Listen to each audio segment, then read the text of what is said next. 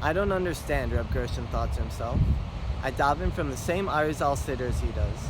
I focus on the same meditations and divine names as he does. And yet his mincha, Erev Shabbos, always lasts a lot longer than mine does. But Reb Gershon didn't have time to wait for his brother-in-law, the Baal Shem Tov, to finish davening. He simply finished his prayers, did a review of the Parsha, Shnayim Mikra, and even had time to take a nap before getting to ask this question. That evening, at the Friday night meal, Reb Gershon got to ask him this question, and the Baal Shem Tov responded with a simple smile.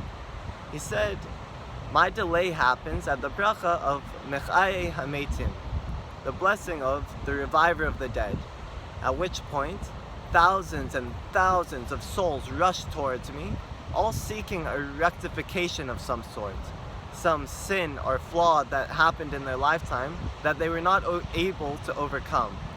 And so I sit with each one individually and I try to advise them on how to achieve this rectification, to achieve eternal salvation. Sometimes if I were to do this for every soul that came to me, then I'd be there for years.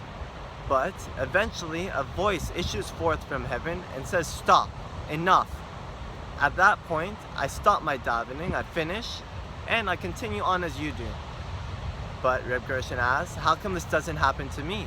I daven from the same siddur with the same meditations. So the Baal Shem Tov said, if that's the case, if that's what you wish, then come, I invite you next week as well.